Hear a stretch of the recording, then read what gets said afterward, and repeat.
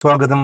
Kodiyamma CH Muhammad Koya സ്മാരക ഗ്രന്ഥാലയത്തിൽ വായനാ പക്ഷാചരണത്തോടനുബന്ധിച്ച് PN Panicker അനുസ്മരണവും അനുമോദന സംഗമവും സംഘടിപ്പിച്ചു.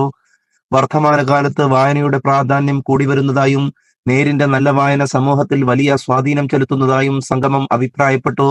ചടങ്ങിൽ SSLC പരീക്ഷയിൽ ഉന്നത വിജയം നേടിയ കൊടിയമ്മ ഗവൺമെന്റ് ഹൈസ്കൂൾ വിദ്യാർത്ഥികളായ മഷ്മൂമ ഇബ്രാഹിം, മറിയമത്ത് ഷാക്കിറ, LSS പരീക്ഷയിൽ ഉയർന്ന മാർക്ക് നേടി സ്കോളർഷിപ്പിന് അർഹത നേടിയ ഖദീജ, ഷാദിയ, മെഹ്റിൻ എന്നിവരെയും ആദരിച്ചു.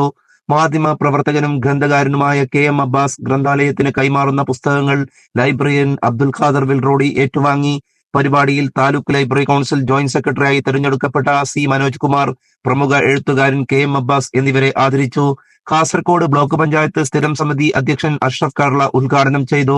ഗ്രന്ഥാലയം പ്രസിഡന്റ് അഷ്റഫ് കൊടിയമ്മ അധ്യക്ഷത വഹിച്ചു. KM അബ്ബാസ് മുഖ്യാതിഥിയായി. സെക്രട്ടറി I മുഹമ്മദ് റഫീഖ് സ്വാഗതം പറഞ്ഞു.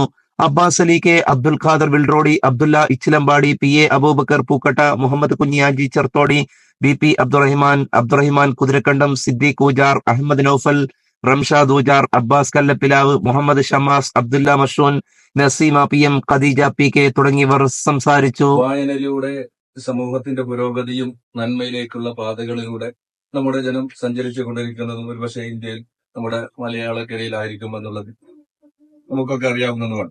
ഒരുപക്ഷെ ഇപ്പൊ നേരത്തെ ഇവിടെ സൂചിപ്പിച്ച ഒരു വൈക്കം മുഹമ്മദ് ബഷീറിന്റെ ഒരു അനുസ്മരണ ചടങ്ങിൽ ഞാൻ ഇവിടെ പങ്കെടുക്കുന്നുണ്ട്. അദ്ദേഹം ഒരു പുസ്തകത്തിൽ ഇങ്ങനെ അദ്ദേഹം പറയുന്നു, ഞാൻ എഴുതിയ പുസ്തകം അത് ഞാൻ തന്നെ വായിച്ച് കരഞ്ഞിട്ടുണ്ട്, ഞാൻ എഴുതിയ പുസ്തകം ഞാൻ തന്നെ വായിച്ച് ചിരിച്ചിട്ടുണ്ട്.